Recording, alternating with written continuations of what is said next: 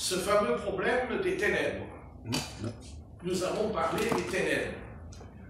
D'abord, j'avais commencé par prendre dans la Genèse, au chapitre 1 et au verset 2,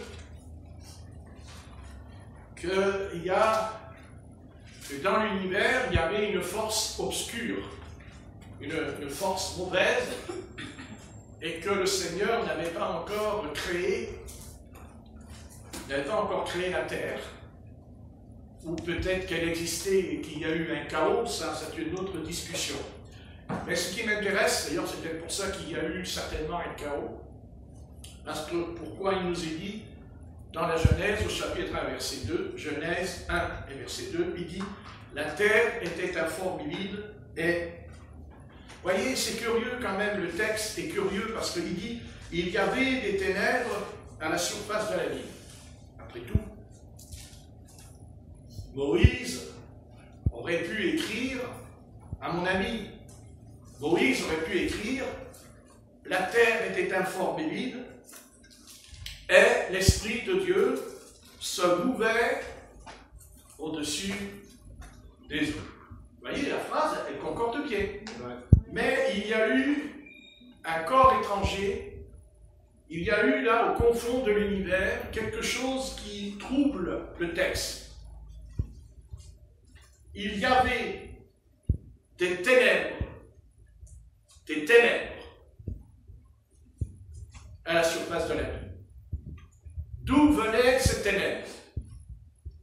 Car Satan n'existait, mais il n'existait pas en tant que Satan. Il existait en tant que chérubin protecteur, c'est-à-dire il était un ange. Il était angélique, mais pas diabolique. Aujourd'hui, il est diabolique. Parce que c'est un ange déchu. Mais ce qui m'intéresse, c'est des ténèbres. Ces fameuses ténèbres. Et ne pensons pas que nous en sommes délivrés dans nos vies de ce texte. Parce que dans notre vie, il y a des périodes, il y a des cycles qu'on ne peut pas expliquer, où il y a les ténèbres qui nous attaquent, où il y a les ténèbres qui nous poussent à faire des choses qui sont même des choses qui vont même à l'encontre de notre connaissance des Écritures, du savoir de ce que c'est d'être un croyant. Et pourtant, on ne sait pas. On fera une chose, en tout cas, qui nous trouble. Car après tout, ce n'est pas ce que je voulais. C'est pas là que je voulais en venir. Mais j'en suis arrivé là. J'ai franchi la ligne rouge. Mais je ne l'ai pas voulu, je n'ai pas désiré cette chose. Au contraire, j'ai pu même l'enseigner. Et pourtant, voilà, on va dire le mot qui dérange, le mot qui gêne notre subconscient, la chute, chuter, tomber, et dans un langage du peuple, se casser la figure. Et se casser la figure. Mais il faut aussi arriver à comprendre que quand on se casse la figure, on s'est fait mal. Si on tombe d'en haut, ou soit on peut mourir ou être paralysé. Donc, quand on chute, il y a des conséquences. Des conséquences spirituelles, des conséquences corporelles.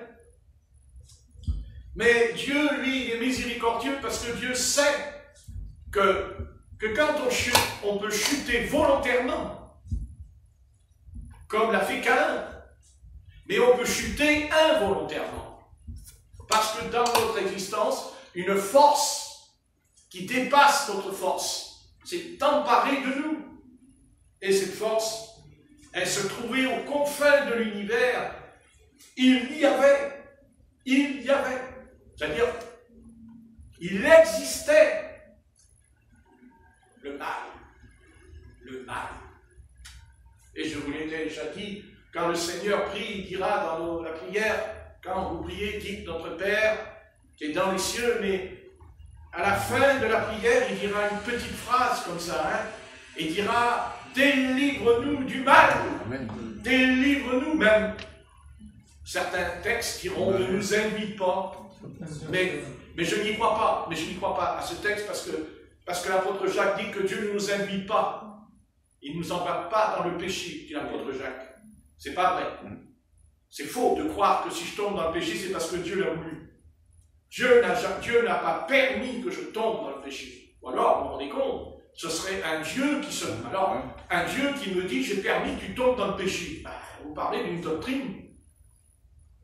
Je tombe parce qu'il y a aussi en moi des inclinations, il y a en moi quelque chose qui n'est pas parti, quelque chose qui n'a pas été, on va dire, tranché, et bien plus loin, crucifié, on va dire. Hein. Le divin crucifié n'est pas passé par là dans ma vie. Où il est passé, mais j'ai évité. Vous savez, nous sommes des êtres où nous aimons éviter, d'abord on évite la vérité. Ah ça, la vérité, comme dit Proverbe, la vérité n'est pas bonne à dire. Ça c'est vrai. C'est pas dans la Bible, hein, enfin, bon, on peut le dire. La vérité n'est pas bonne à dire.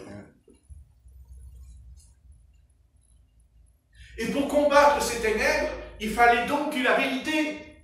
Il fallait donc la vérité, il fallait qu'il y ait une vérité. Et cette vérité, c'est le texte qui vient nous le dire.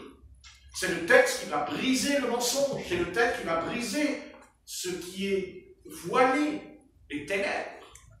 Qui sont ces ténèbres? D'où viennent ces ténèbres? D'où viennent ce qui se passe en ce moment où un homme ou une femme marche dans la rue, prend un couteau et égorge, comme ça, d'un coup, dans la rue. Et on pourrait se retourner en expliquant à tous les gouvernements, à toutes les forces de l'ordre. Mais après tout, autrefois, il y a même pas 10 ans en arrière, ça n'existait pas. Et si ça existait, ça arrivait peut-être tous les 10 ans. Mais maintenant, c'est chaque semaine. C'est-à-dire, ça arrive quand l'autre est enterré. On enterre le mort, on est dans un coup d'émotion, on est complètement émotif, et puis ça recommence. Mais d'où vient cette mort gratuite? Parce que qu'on meurt de vieillesse, c'est pas gratuit. Qu'on meurt à la guerre, ce n'est pas gratuit, c'est normal. Mais qu'on marche dans la rue et qu'on nous égorge, ça, c'est pas normal. Ça s'appelle la mort subite.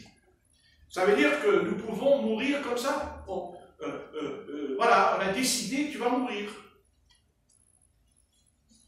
Est-ce qu'on peut l'accepter? Est-ce qu'on peut répondre, ah, c'était son destin, c'est le destin. Mais il y a autre chose. Il y a autre chose. Et cette chose, et bien sûr, comme les hommes ne veulent pas entendre parler de ce livre, donc ils ne connaîtront jamais la réponse.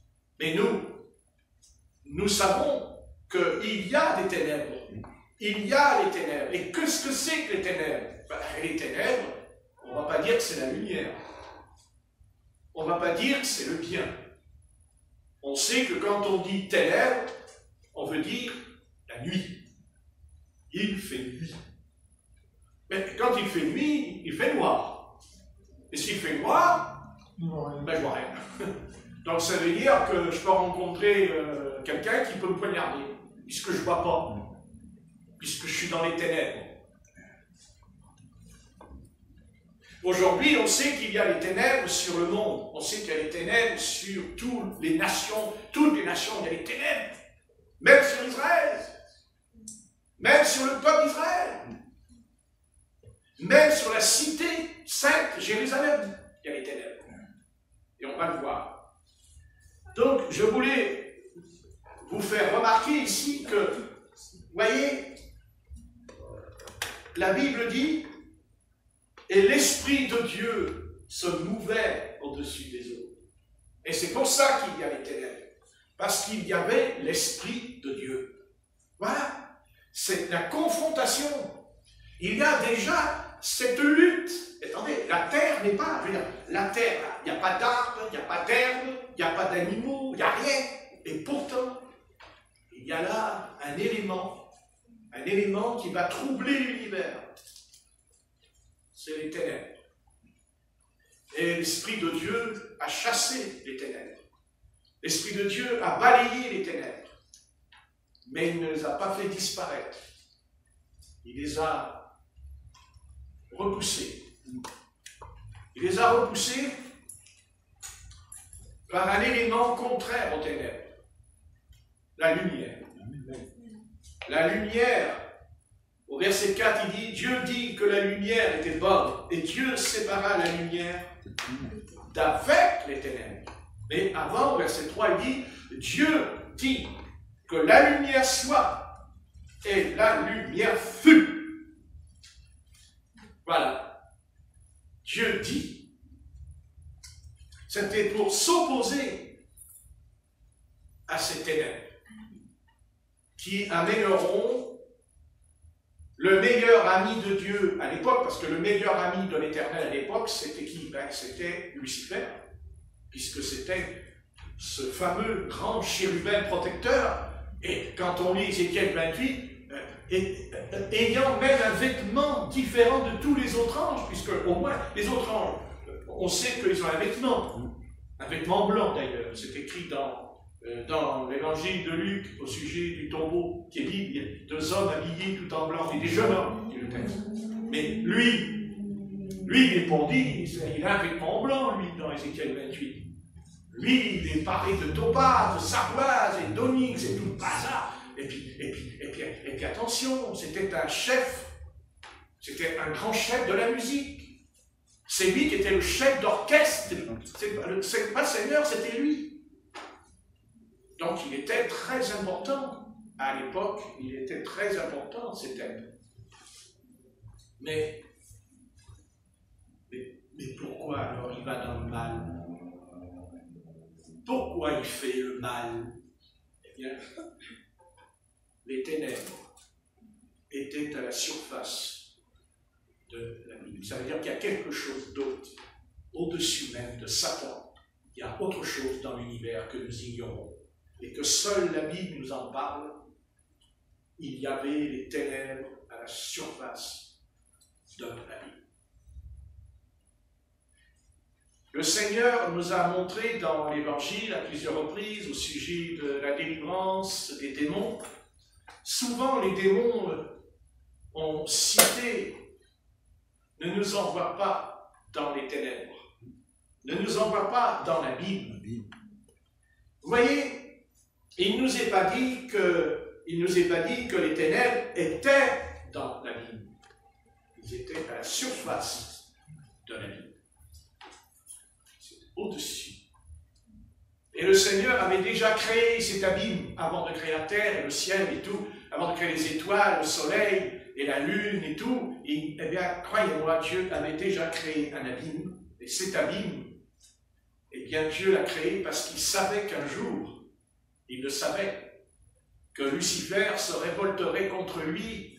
Et il savait que de toute façon, pour en finir avec lui, eh bien, c'est là qu'il va aller. Et il le sait qu'il va y aller dans la Bible. Et qu'il n'en sortira plus. Parce que dans cet abîme, il y a un lac de feu, un étang de feu qui s'appelle la Géhenne, qui se trouve en enfer, dans l'enfer. Les ténèbres. J'ai mes propres ténèbres. J'en ai. Aujourd'hui, avec l'âge, je peux mieux comprendre et discerner les ténèbres. Parce qu'il y a l'âge, l'expérience, la souffrance, la vie. La vie se charge de nous aussi, n'est-ce pas? Oui. Ce que nos parents nous expliquent quand on est jeune, ça nous passe par-dessus le crâne, puis 50 ans plus tard, le crâne, on ne sait pas pourquoi, il s'ouvre et il dit, tiens, mes parents m'avaient dit ceci, m'avaient dit cela. Ah, si j'avais su, ben, je les aurais écoutés. Mais c'est pareil avec les choses de Dieu. On pourrait dire, ben, si j'avais écouté, ça ne serait pas arrivé non plus. N'est-ce pas? Donc, au sujet de ces ténèbres dans la Bible, il ne faut pas croire que c'est simplement un verset qui nous en parle. Et j'aimerais qu'on prenne dans Matthieu 27 et verset 45. Matthieu, chapitre 27 et verset 45. Matthieu, chapitre 27.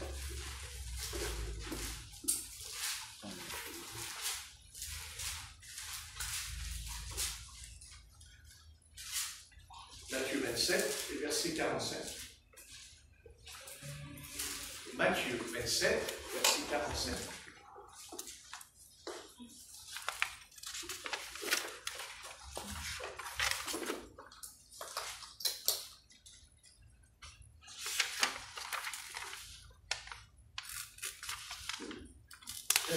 Si tu veux. Depuis la 6e heure jusqu'à la 9e, il y eut des ténèbres sur toute la terre.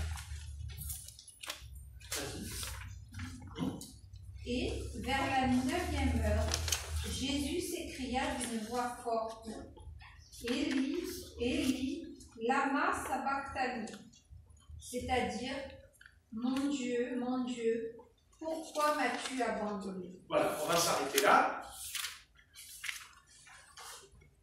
On est surpris et puis en même temps moins surpris si nous avons lu la Genèse au chapitre 1 tout à l'heure, quand il nous a dit les ténèbres, eh bien ces ténèbres-là, elles vont venir. Elles vont descendre sur la terre. Elles vont descendre de midi à 3 heures. De midi à 3 heures. Et les ténèbres, elles étaient si puissantes que Jésus a crié. Il a crié. Mon Dieu, pourquoi m'as-tu abandonné? Voyez, cette force obscure, cette puissance terrible est descendue sur le Fils de l'homme, qui était sans péché. Mais il prit nos péchés sur lui, mais pas en lui. Pas en lui. Sur lui. C'est pas pareil. Parce que s'il avait pris nos péchés en lui, il serait un pécheur comme nous. Nous n'avons pas le péché sur nous, nous avons le péché en nous. Parce que nous sommes nés avec. Nous sommes nés. Et nous avons ce péché en nous. C'est l'incrédulité. Le doute. Ce péché est en nous parce que nous désobéissons. Nous désobéissons au Seigneur. Tout le long de notre vie, nous désobéissons au Seigneur. Oui. Et même un enfant, il désobéit à son père. Dès qu'il vient au monde, il désobéit à son père et à sa mère. Alors qu'on ne vienne pas me dire qu'il n'y a pas de péché. Parce que s'il n'y avait pas de péché, il n'y aurait pas de désobéissance. Quand un père il dit à son enfant quelque chose, l'enfant n'obéit pas tout de suite, ou il obéit, il n'est pas d'accord. Parce qu'il y a en lui la rébellion en lui. Et cet enfant portera en lui ce péché de rébellion, même jusque dans le foyer, quand il se mariera. Ah oui. Il y a cette rébellion dans la femme et dans l'homme. Et c'est pour ça qu'un couple ne peut pas fonctionner s'il y en a un des deux qui ne fonctionne pas par rapport à l'autorité de l'obéissance. Et Dieu a bien précisé. Il a dit que c'est l'homme qui a autorité sur la femme. Non pas une autorité comme ça, là, si tu ne m'obéis pas, tu vas voir, je vais t'en mettre une deuxième. Parce que la femme répond aujourd'hui, je t'en mets 4 mois. que les femmes d'aujourd'hui, les femmes de avant, ce n'est pas les mêmes. Pourquoi y a-t-il cette rébellion? Pourquoi y a-t-il en nous, quand un homme dit quelque chose à son épouse, il dit, tu vois, c'est comme ça. Ah d'accord. Alors tant qu'on n'est pas marié, la pilule, elle passe. Elle passe la pilule quand on n'est pas marié, parce que vous comprenez, il n'y a pas, c'est pas pareil. Mais quand on a mis l'alliance, là c'est différent. Là, c'est plus la même chose. Ça change le ton.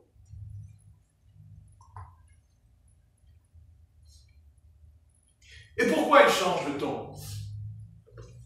Mais parce que tant qu'on n'est pas marié, on peut toujours dire, écoute, si tu me casses trop les pieds, je me casse. Après tout, il n'y a pas d'alliance, il n'y a rien. Tu n'es pas d'accord? Bonne nuit. Mais quand on est marié, c'est pas pareil. On ne peut pas s'en aller aussi facilement. Et c'est là que c'est compliqué.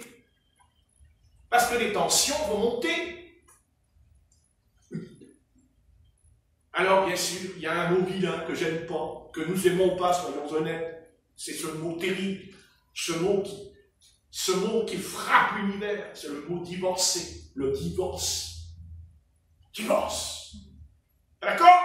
Divorce. Là, comme une vache, te coupe la tête. Et la tête, elle tombe dans le panier.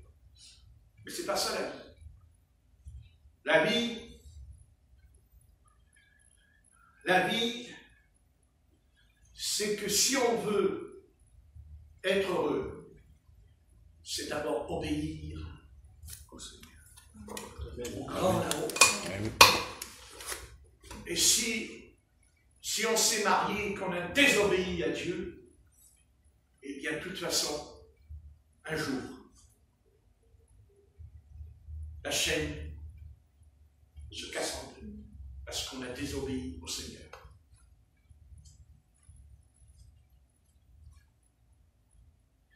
Je veux montrer par là que tous les problèmes que nous avons, le 3/4 de nos problèmes, j'ai dit il y a un quart, c'est les ténèbres, mais les 3/4, c'est nous.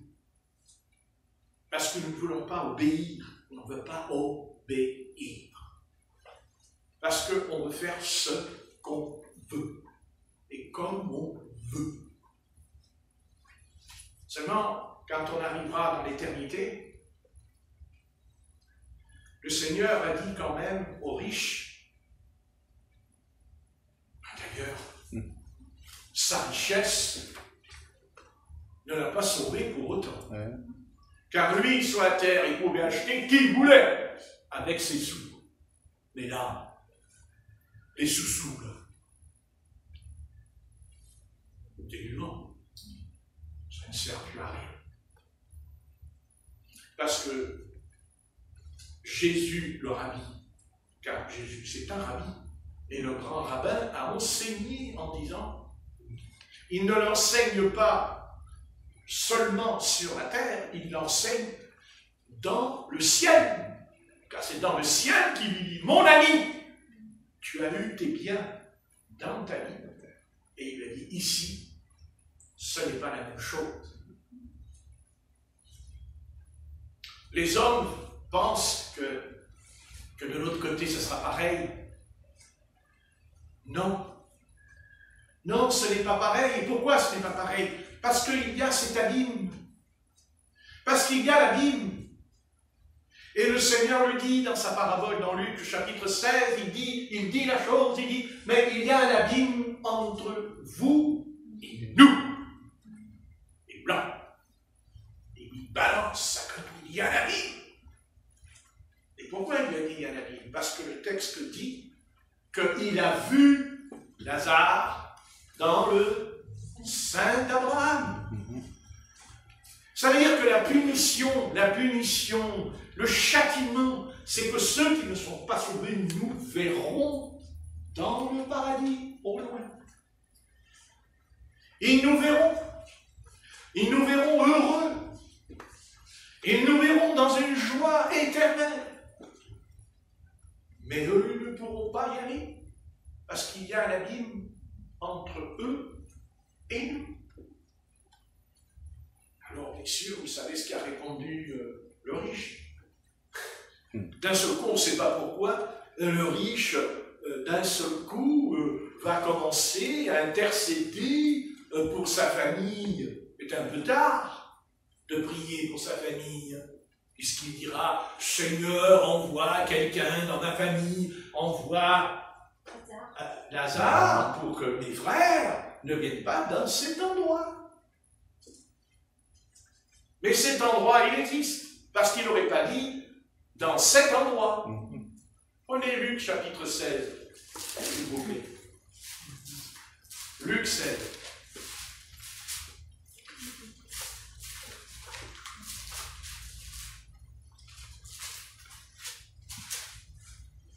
Verset 19. Luc 16, verset 19.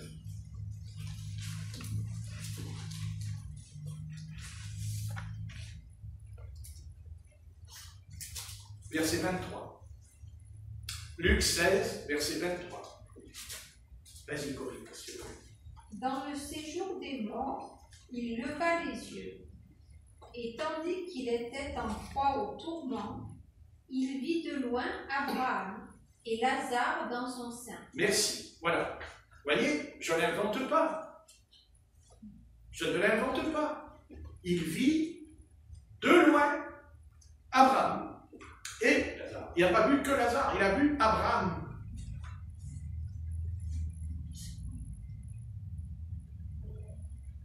Ça veut dire que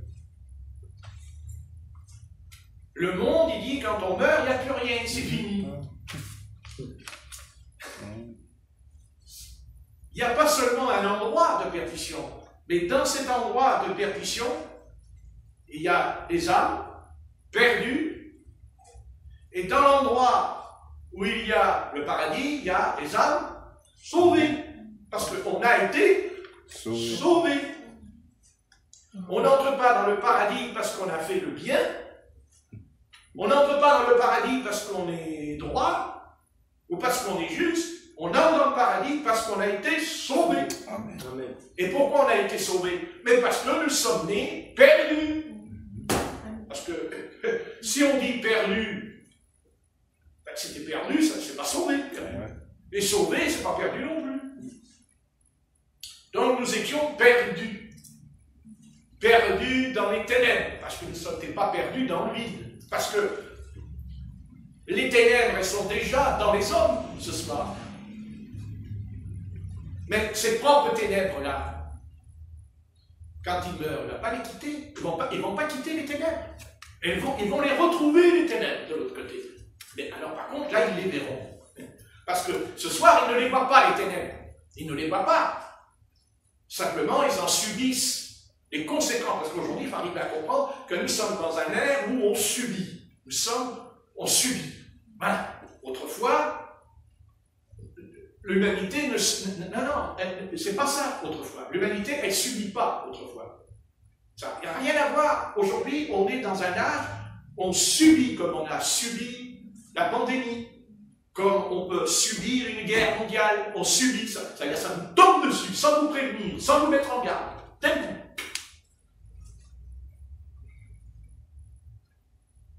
Parce que ce sont des ténèbres qui tombent. Elles tombent. Ce qui est arrivé à Job dans sa vie. Il ne savait pas qu'il y avait les ténèbres, il ne le savait pas.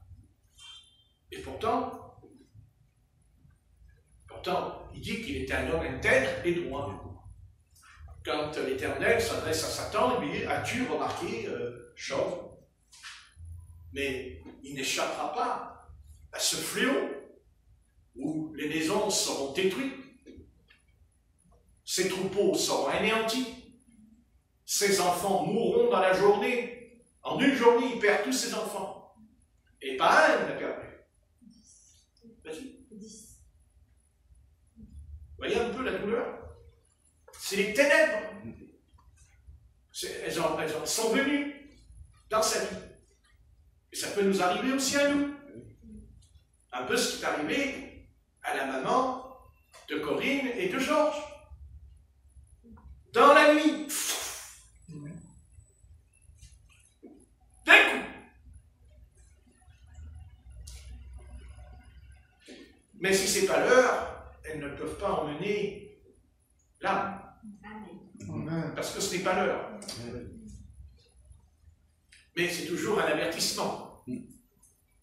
D'ailleurs, si un jour on vous pose la question et qu'on me dit mais la Bible, d'abord, ça vous sert à quoi de lire la Bible, hein? Et puis c'est quoi la Bible? La Bible, je vais vous dire ce que c'est que la Bible. La Bible, c'est une trompette qui sonne. Amen. Pour vous avertir de ne pas aller dans le gouffre, de ne pas tomber dans l'abîme, de ne pas tomber, de ne pas tomber. Parce que c'est pas parce qu'il y a le péché qu'on est obligé de tomber dedans. C'est pas obligé. Si vous marchez au bord d'une falaise, quand vous voyez le vide, vous ne dites pas, bah, il y a le vide, alors je me jette dans le vide. Au contraire, quand vous voyez le vide, vous avez peur, vous avez un malaise.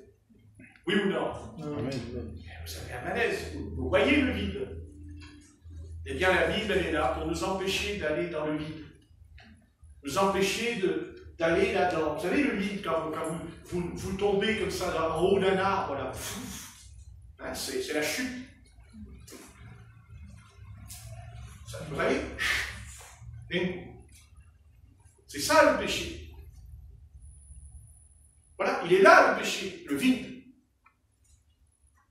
D'ailleurs, aujourd'hui, il y a tellement le vide qu'on veut le remplir, le vide. On veut le remplir.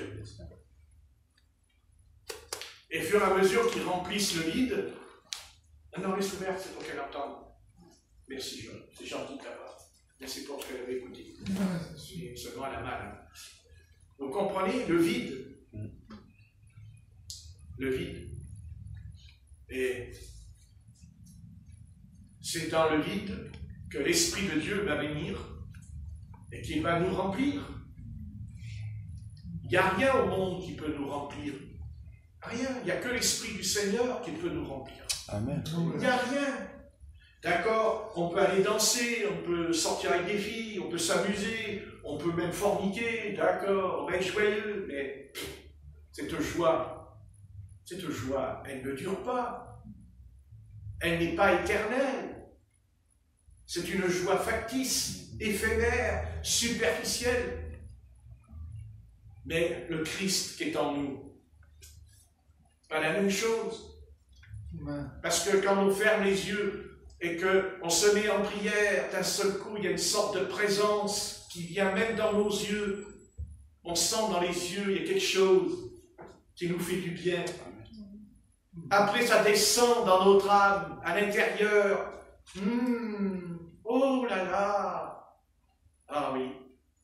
C'est tellement vrai ce que je dis, que Satan va tout faire, tout le long de notre vie spirituelle, il va tout faire pour pas qu'on passe du temps dans la prière. Parce que si le peuple de Dieu ne sait pas ces choses, Satan, lui, il sait des choses. Ce ne serait pas Satan. Mais il sait. Et c'est parce qu'il sait qu'il nous attaque. C'est parce qu'il sait qu'il nous paralyse. Parce que lui, il sait, contrairement à nous. Seulement nous, on peut aussi savoir, parce que le Seigneur nous a laissé un livre qui s'appelle la parole de Dieu. Amen. Voilà. Vous comprenez, Dieu n'a pas voulu que nous restions dans l'ignorance. Et il n'a pas voulu.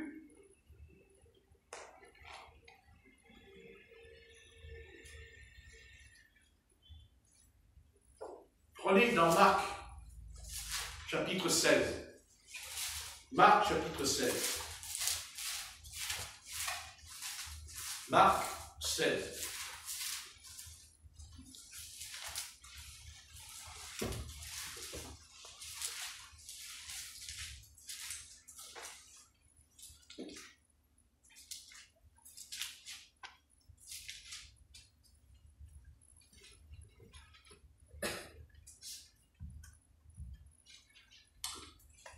Verset 15. Puis il leur dit, allez par tout le monde et prêchez la bonne nouvelle à toute la création. Celui qui croira et qui sera baptisé sera sauvé. Mais celui qui ne croira pas sera condamné. Voilà. En une seule phrase, le Seigneur nous avertit et nous met en garde en nous expliquant. Tu te dis au fond de toi, mais moi, je crois au Seigneur. Je crois qu'il est vivant. Bien sûr que tu crois. Bien sûr. On ne dit pas le contraire. Mais Satan, lui aussi, croit en Dieu et il tremble. Vous voyez? Ah, il croit. Par contre, Satan, lui, il n'obéit pas à la parole du Seigneur. Il n'obéit pas à l'Écriture. Donc, il y aura des milliers de croyants. Quand ils arriveront là-haut dans le ciel, ils diront « Mais Dieu, je crois en toi, mais je crois en toi, j'ai même prié, j'ai même été à l'église. » Et le Seigneur lui dira « Mais attends une minute, s'il te plaît, fais une pause. » Il dit « Celui qui croira et qui sera baptisé sera sauvé. » Tiens, parce que nous pensons que nous allons échapper à la parole du Seigneur.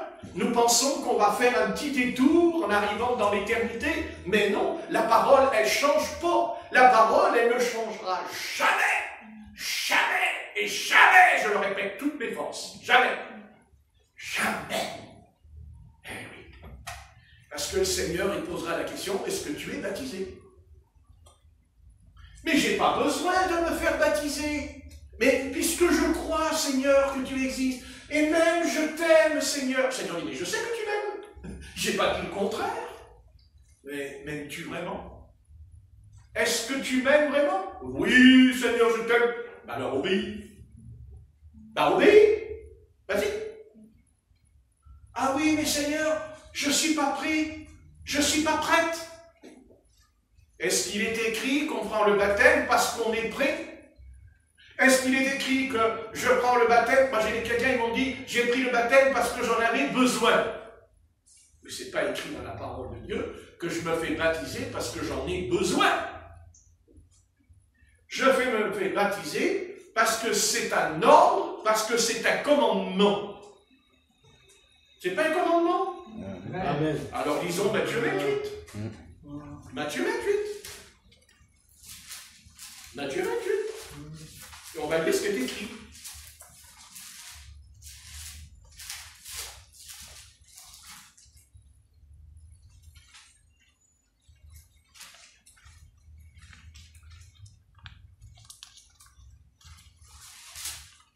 Voilà, verset 16, Matthieu 28, 16.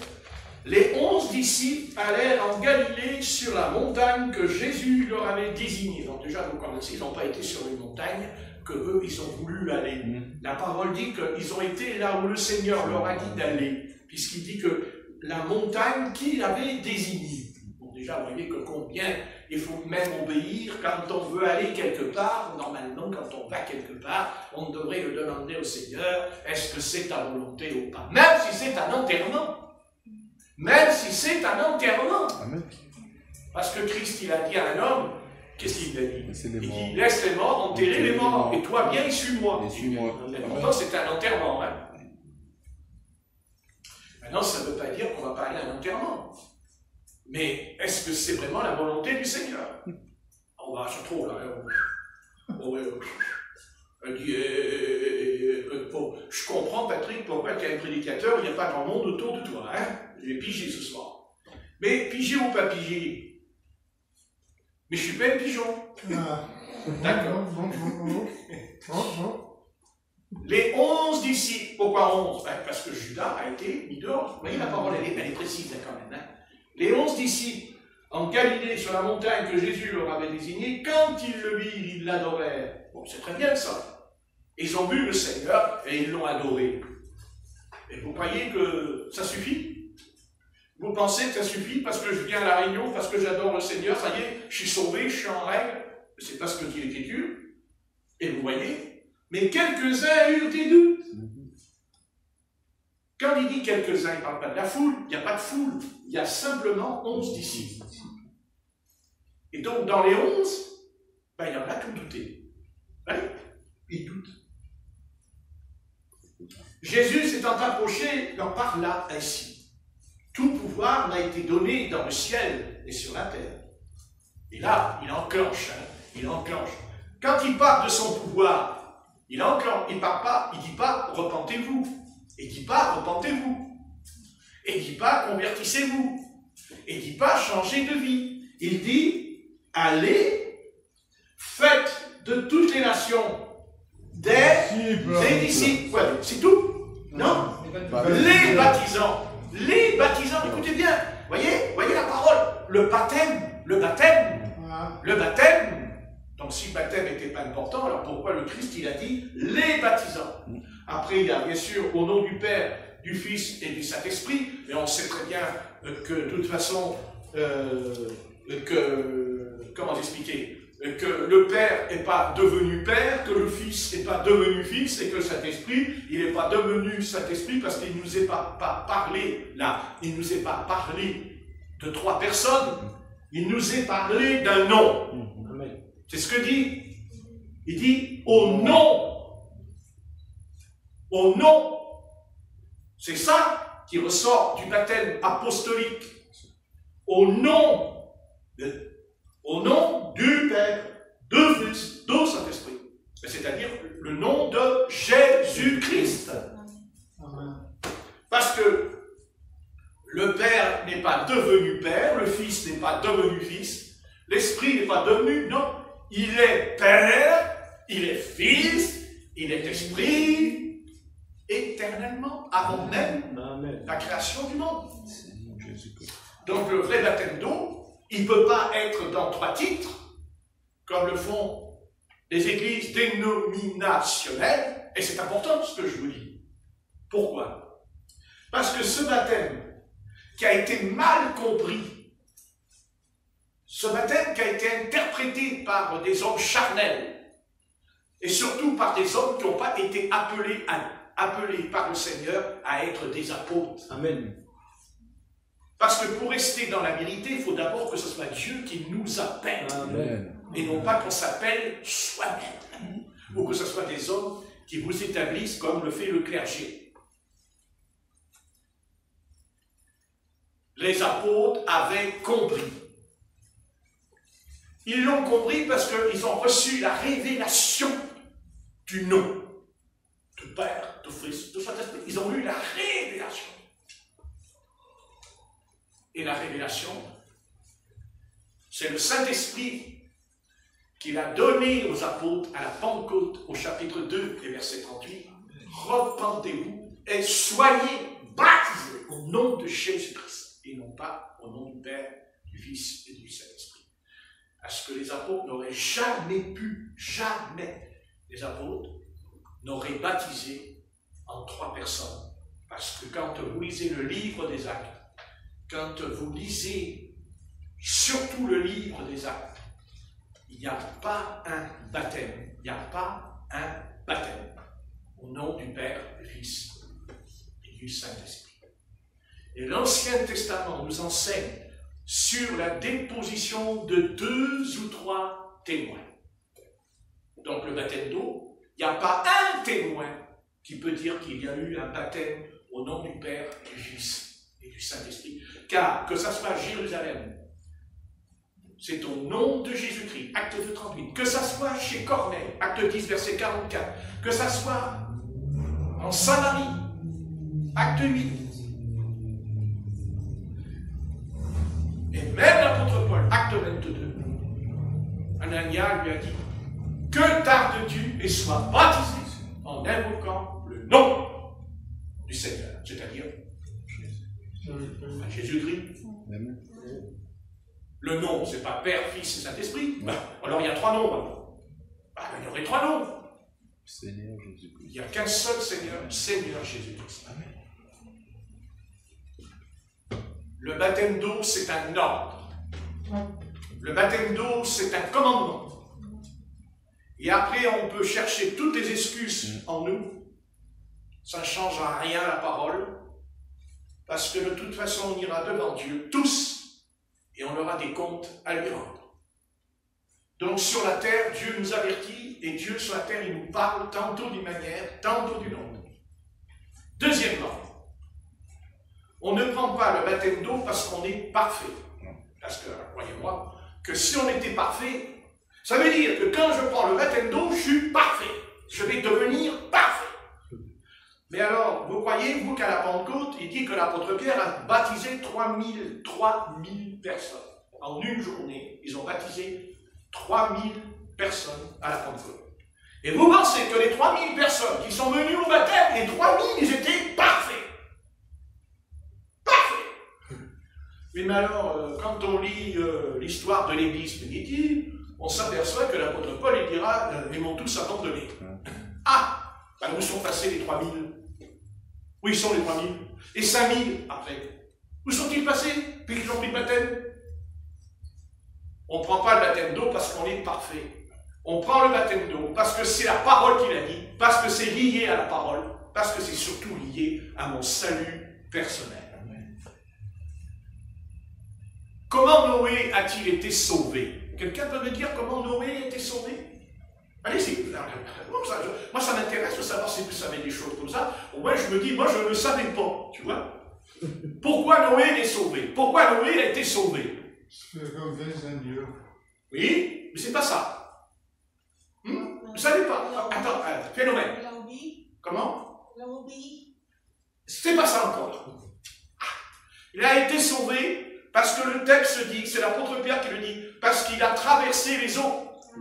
Dans l'épître de Pierre. Et dit, il parle de Noé, il dit, quand il y a eu le déluge par rapport au baptême.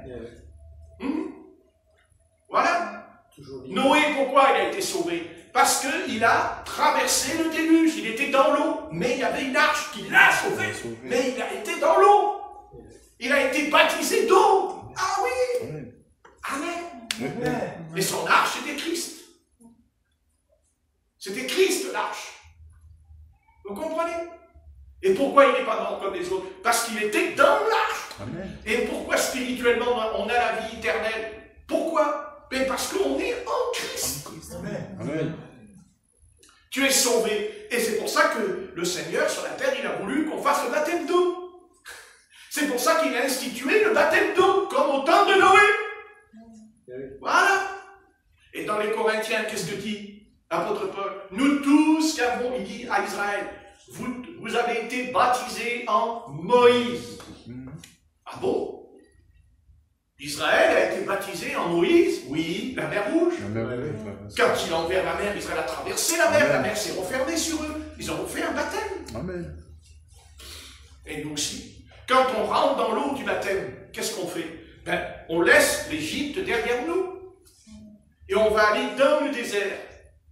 Et ce désert va nous former pour entrer dans le pays de la promesse, le pays de Canaan. Voilà. Après, si on ne veut pas, mais on ne veut pas, on est libre. Mais il ne faudra pas pleurer. Parce que le Christ, il a dit qu'il y aura des pleurs et des grincements de dents. Ah, c'est écrit. Amen. Il dit que dans le séjour des morts, il y aura des pleurs et des grincements de dents. Peut-être que ce que je fais cet après-midi, ça peut coûter cher.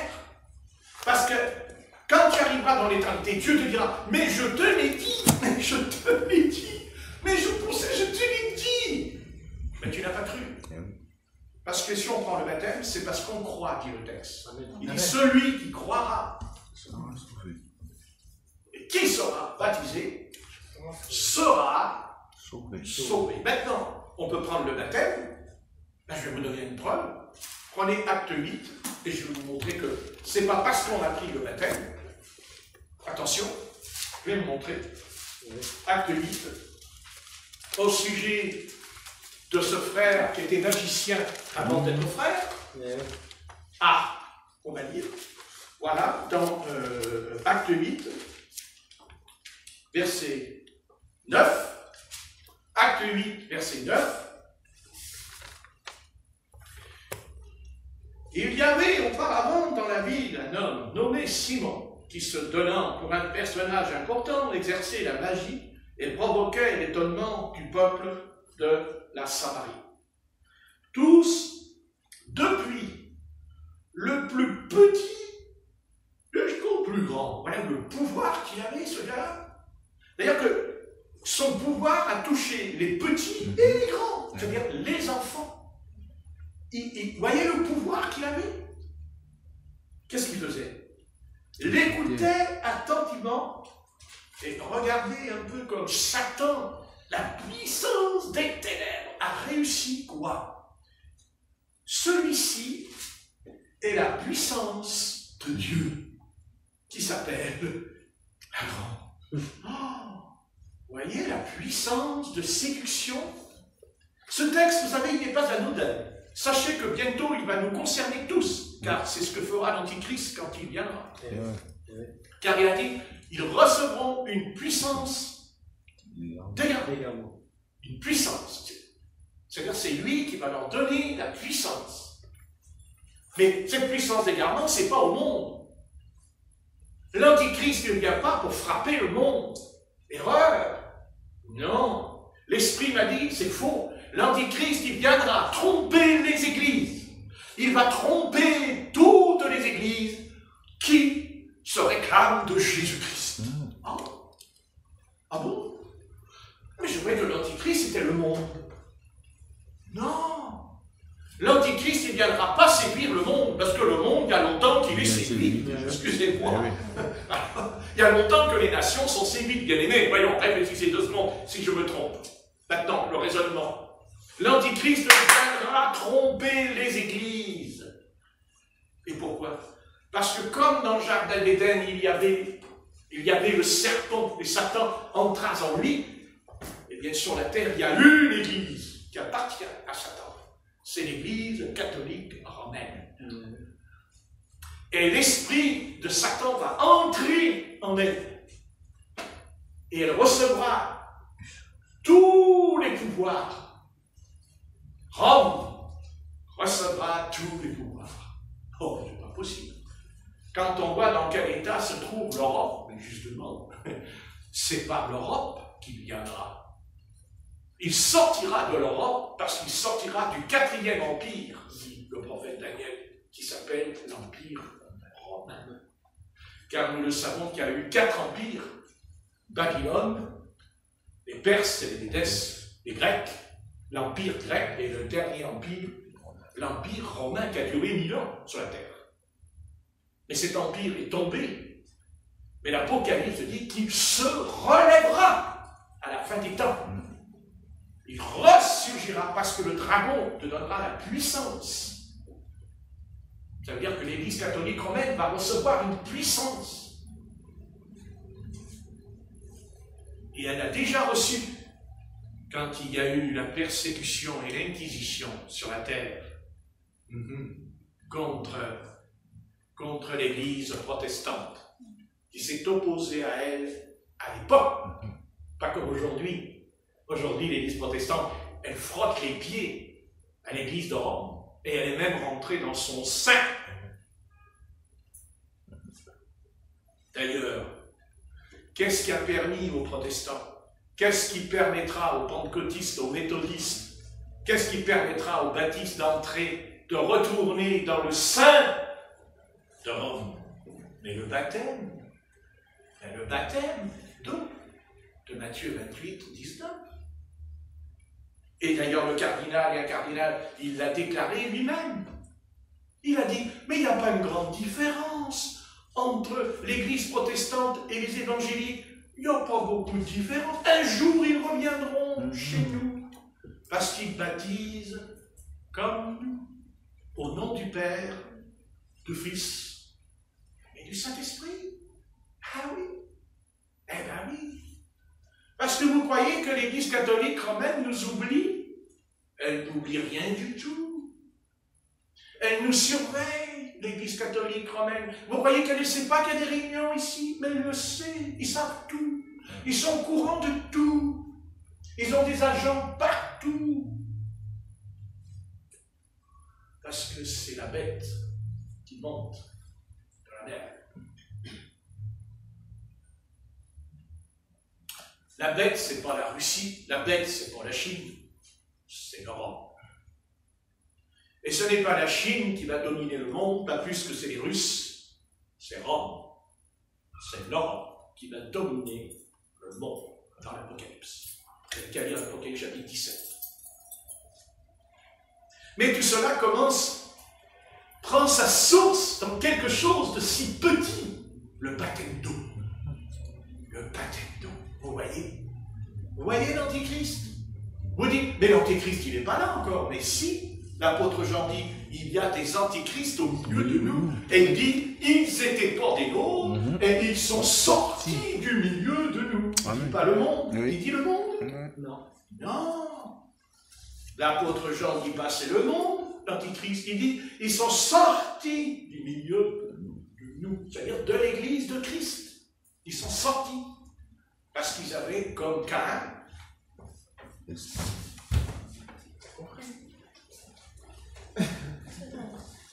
Va t'asseoir là-bas. Tu t'assois là-bas?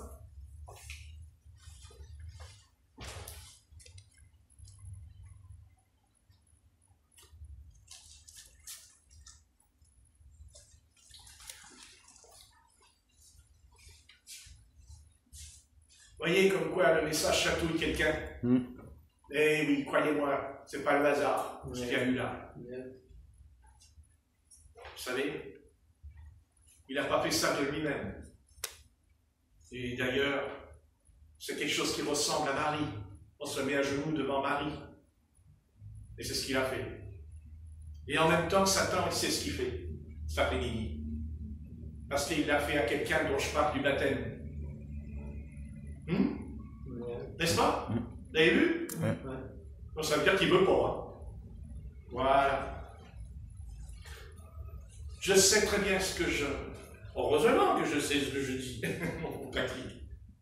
Mais je crois être conduit par l'Esprit de Christ ce soir, afin de vous mettre en garde que toute l'hérésie, toutes les hérésies, et la première, et on ne l'a peut-être pas compris, on ne l'a peut-être pas bien réalisé encore, mais la première hérésie, c'est le baptême.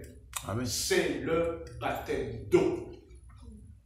Parce que pendant 3 siècles, ils baptisaient au nom de Jésus-Christ sur la terre. Si. C'est quand il y a eu le concile de Nicée en l'an 325. C'est là que tout a été changé. Jusqu'à expliquer qu'il y aurait la Trinité. Où ils peuvent montrer dans la Bible, où il y a un seul verset dans la Bible où il y a marqué la Trinité. Dans la Bible, il n'y en a pas. Et vous verrez, c'est déjà fait d'ailleurs. Vous verrez, quand l'Antichrist va venir, il va rassembler tout ce beau monde. Et c'est ce monde-là qui va gouverner la terre pour nous faire croire que Jésus-Christ est revenu. La belle ruse. Et des millions de chrétiens vont tomber dans le panneau. Parce qu'il est dit, ils recevront une puissance d'égarement, c'est-à-dire un esprit de séduction. Mais nous ne serons pas séduits. Et pourquoi nous ne serons pas séduits? Parce qu'on est meilleur qu'eux? Non. À cause du baptême. Le baptême. Amen, de Jésus-Christ. Parce que dans les livres romains, il disait, Romains, chapitre 6, Romains, chapitre 6.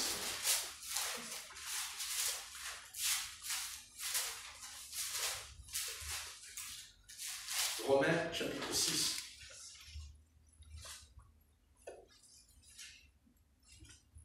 Verset 3.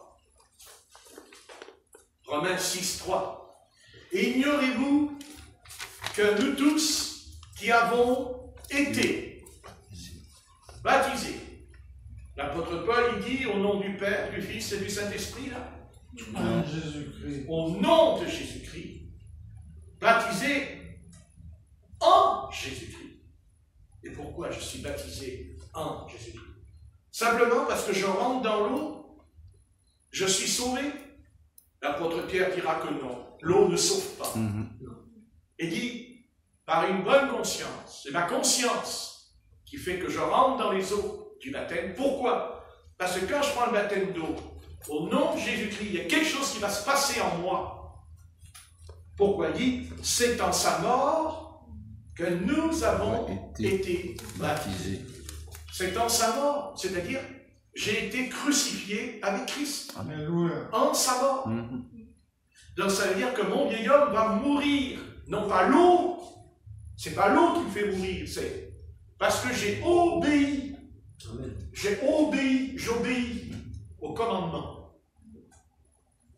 J'obéis au commandement, puisqu'il dit, faites les disciples de toutes les nations. C'est un commandement. Faites des nations des disciples, c'est un commandement. Mais il dit, en les baptisant, vous avez lu Matthieu 28, 19, en les baptisant, le commandement, c'est pas seulement je crois au Seigneur, c'est en obéissant au baptême. Et pourquoi? Parce qu'il dit que quand je me fais baptiser en Jésus-Christ, je suis baptisé en sa mort. Ça veut dire que je suis crucifié. Bon, mon vieil homme, ma chair est crucifiée en Jésus-Christ. Et après, nous avons donc été ensevelis avec lui. Comment j'ai été enseveli? Qu'est-ce que dit la Bible? Comment j'ai été enseveli? Il dit, par le baptême en sa mort. Mais comment je peux être baptisé? Je ne suis pas mort, puisqu'il dit en sa mort. Mais comment je peux être baptisé puisque je suis toujours vivant? C'est dans l'eau. C'est quand je rentre dans l'eau. C'est quand je prends le baptême d'eau par immersion que je suis baptisé en sa mort. Mais ça ne veut pas dire que je vais être parfait tout de suite. Non.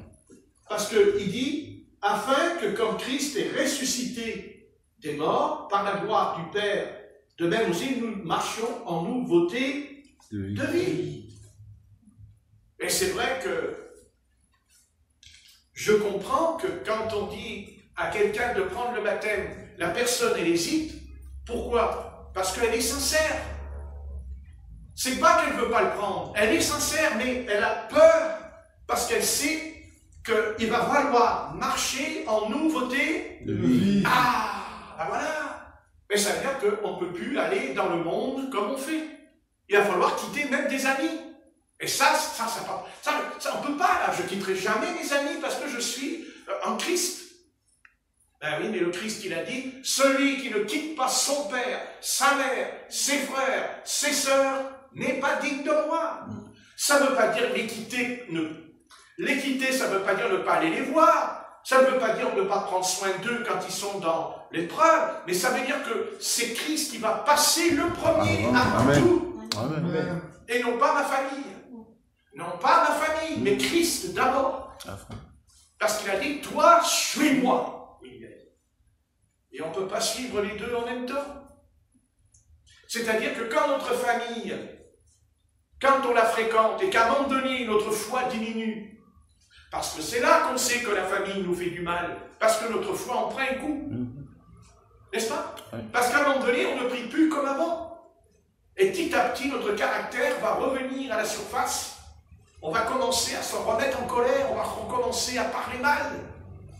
Parce que, famille ou pas, ils ne sont pas en Christ. Amen. Et qu'ils sont dans les ténèbres. Et que ces ténèbres qui est en eux peuvent nous influencer, car le proverbe dit, dis-moi qui tu fréquentes et je te dirai qui tu es. Mais il n'est pas dit qu'on ne va pas s'occuper de sa famille. L'apôtre Paul a dit que celui qui ne s'occupe pas de sa famille est pire qu'un infidèle. Il faut garder l'équilibre. Amen. Il ne faut pas tomber ni dans l'un, ni dans l'autre. Et pour cela, eh bien, c'est quand on prie que le Seigneur nous guidera. Parce que le Seigneur, c'est un guide. Le Seigneur, c'est lui qui va nous guider dans... l'apôtre Paul, il n'est pas... L'apôtre Paul, c'était un homme qui était tout entier au Seigneur, mais il dit qu'il parle de sa sœur. Dans les Actes, il parle de sa sœur. L'apôtre Paul avait une sœur. Quand il est arrêté, et qu'il est en prison, et que 40 Juifs vont geler, il a 40 jours pour le tuer. Il dit qu'il y a un petit garçon qui est venu, qui était de la famille de Paul. Le petit garçon, il était de la famille de Paul. Et Paul, il a dit, va dire à ma sœur.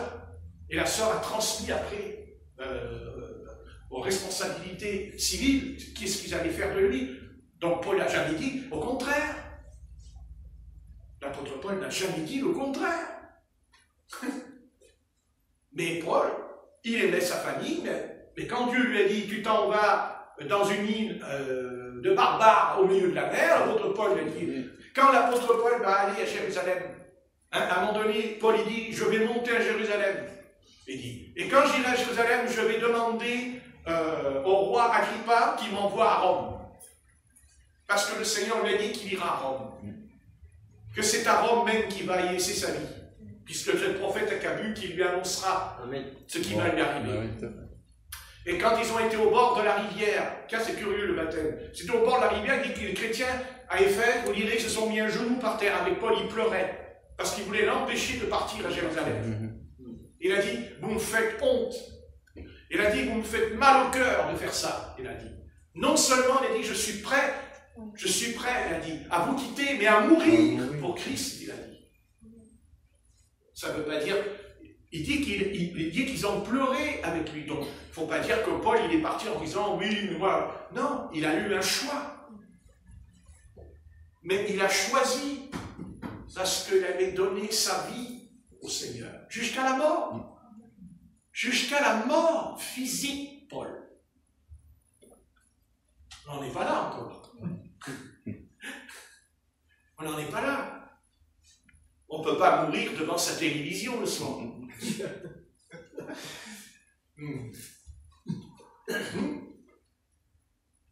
Oui, mais frère Patrick, on n'est pas dans le même temps. C'est pas le même âge. Non, mais le Christ, lui, il n'a pas changé. L'âge, ça n'a rien à voir. Hein.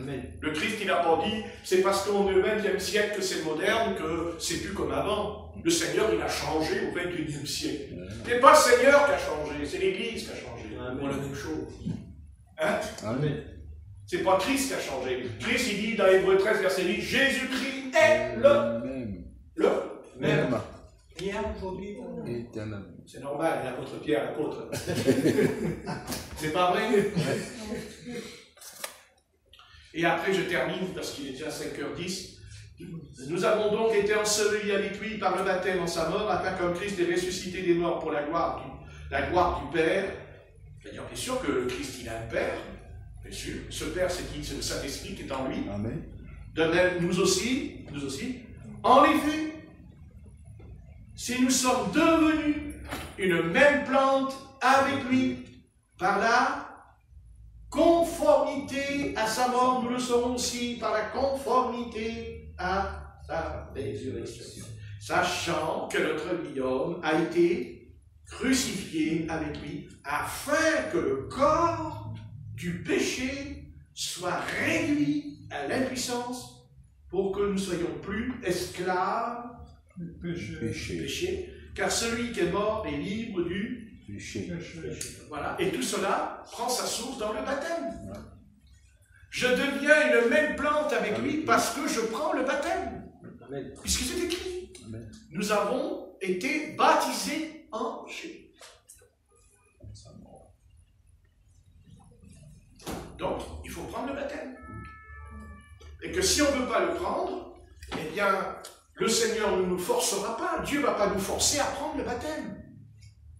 Simplement, le Seigneur, il y aura des cycles dans notre vie où Dieu va nous rappeler à l'ordre pour nous mettre en garde, afin que si jamais il faut quitter ce corps mortel, si Dieu nous rappelle pour aller à la maison, et ça, je suis désolé de le dire, je suis navré pour l'être humanité, mais je vous le dis, vous ne savez pas quand est-ce que vous allez décoller de cette planète. Ça peut être dans 5 minutes, ça peut être dans 1 heure, ça peut être dans 20 ans, je n'en sais rien. Et je ne veux pas le savoir. Autrement, je ne vais plus dormir. Si le Christ nous disait, tu vas mourir le premier-né, pourquoi le premier-né? La maman de Pierre, elle est décédée le premier-né. Vous voyez, j'ai de la mémoire. Voilà. Elle a fini de travailler pour de bon, puisque c'est la fête du travail. Elle a dit, écoute, moi, c'est plus le premier-né que je fête le travail, C'est pour toujours. Parce que je me barre et j'ai plus besoin de faire la vaisselle, j'ai plus besoin de laver les couches à mon petit garçon Pierre. Non, parce que c'est pas parce qu'il est grand que sa maman ne lui lavait pas les couches. Tais-toi, là. Bon. Tu n'as pas à te moquer de Pierre. Bon. C'est pas vrai? Oui. Voilà. C'est intéressant. Donc, ce baptême, eh bien, avant de le prendre, on se place devant le Seigneur. On lui en parle. On dit, Seigneur, voilà. Et si c'est vrai, eh bien, je vais t'obéir. Et peut-être qu'en obéissant, eh bien, il y a des choses, il y aura en nous des ouvertures qu'on ne connaît pas. Amen. Amen. On ne sait pas. Oui. Et c'est peut-être de là que peut venir aussi, que Dieu peut, ouvrir des portes, peut-être, des portes même sur la terre. Amen. Parce que Dieu attend de nous l'obéissance. Amen. Il attend de nous une obéissance totale de nous. Et bien sûr, il nous promet la bénédiction. Dieu n'a jamais dit qu'il ne bénit pas quand on obéit, c'est le contraire. Tous ceux qui ont désobéi, ils ont été maudits. Et ceux qui ont obéi, ils ont été bénis. Amen. Alors vous me direz, mais moi, je ne suis pas maudit, pourtant je n'obéis pas. Oui, mais ça c'est la patience divine. C'est la patience. Parce qu'on oublie que Dieu est patient. Amen. On oublie que Dieu est très patient. Très patient. Mais ce n'est pas parce qu'il est patient qu'il va dire, ça, c'est pas écrit. Ce qui est écrit est écrit. Et Dieu ne va pas effacer ce qu'il a écrit. Pourquoi? Mais parce que ce que Dieu a dit dans la Bible est la preuve que c'est l'homme qui rend témoignage de ce que Dieu a écrit. Par exemple, les 10 commandements. C'est pas vrai les 10 commandements? Amen. Tu ne voleras point. Pourquoi il y a beaucoup de voleurs? Tu ne tueras point. Pourquoi il y a beaucoup de meurtriers? Tu ne mentiras point. Pourquoi il y a plus de menteurs? Mais justement. C'est parce qu'il y a sur la terre, il y a dans l'homme tout ce que les 10 commandements ont déclaré. Ah bon? Ah bon? Pourquoi? Ah non? Quand vous regardez les informations, vous ne les voyez pas, vous, les 10 commandements? Ah non, vous ne les voyez pas, les 10 commandements? Non. Ah bon? Vous croyez que les 10 commandements, ils ont été donnés qu'aujourd'hui? Non. Ça remonte sur le mont du Sinaï, dans le désert de Tsin. Ça remonte, vous vous rendez compte, après Abraham, après Isaac, après Jacob. Vous croyez que les 10 commandements, Dieu nous a donné les 10 commandements pour qu'on les lise et puis après on les fout dans sa poche? Le Seigneur, quand il a donné les 10 commandements, il a dit, Israël, tu mettras un bandeau autour de ta tête, tu les écriras sur ton front et tu les porteras avec une fange sur le côté. Afin que quand tu marches dans la rue et que tu as envie de faire l'indécis, tu prends, là tu le lis en même temps, il lisait. Ah oui. Et il lisait en même temps. Oui. Parce qu'à l'époque, il n'y avait pas la Bible. Ça n'existait pas la Bible à l'époque. Ils avaient des parchemins. Mais maintenant, nous avons la Bible. Amen. Et la Bible, elle n'est pas inscrite sur notre front. La Bible, elle n'est pas inscrite sur un bandeau, sur un ruban. Elle est gravée dans notre cœur. Notre cœur, oui. Puisque la Bible le dit. Dans notre cœur. Et pourquoi? Parce que la Bible dit que Dieu nous a donné un cœur nouveau et un esprit nouveau. De toute façon, tout est une question de naissance dans la Bible. Parce que c'est une question de semence. Et c'est quoi? Parce que là où il y a naissance, c'est que d'abord il y a une semence. Que ça soit animal, que ça soit végétal ou que ça soit humain, de toute façon, il y a la semence. Et pourquoi? Parce que la vie est dans la semence. Et comme il y a sur la terre, il y a des semences religieuses. Catholique, romain, c'est une semence. Protestant, c'est une semence. Baptiste, c'est une semence. Baptiste, méthodiste, pentecôtiste, branhamiste. Ce sont des semences. Ce sont des semences. Mais ce n'est pas la semence de la parole. Non. La vraie semence de la parole qui est en moi, c'est pas le fait que je vais réciter la Bible par cœur, ou même que j'obéirai à la Bible par cœur, c'est pas ça la vraie semence. C'est celle qui fait de moi un autre homme. C'est ce qui fait de moi un nouvel homme. Et c'est pour ça que quand on est rassemblés ensemble, ici, dans cette pièce, il n'y a pas plusieurs nouveaux hommes. Il n'y en a qu'un. C'est Christ en nous qui est le nouvel homme. Vous êtes d'accord ou pas? Amen. On peut dire Amen quand c'est bien. Amen. Hein? Ça veut dire qu'il en soit ainsi. Vous voyez? Voilà. Si on n'est pas un homme nouveau, c'est un rassemblement de démons, mes amis, ensemble.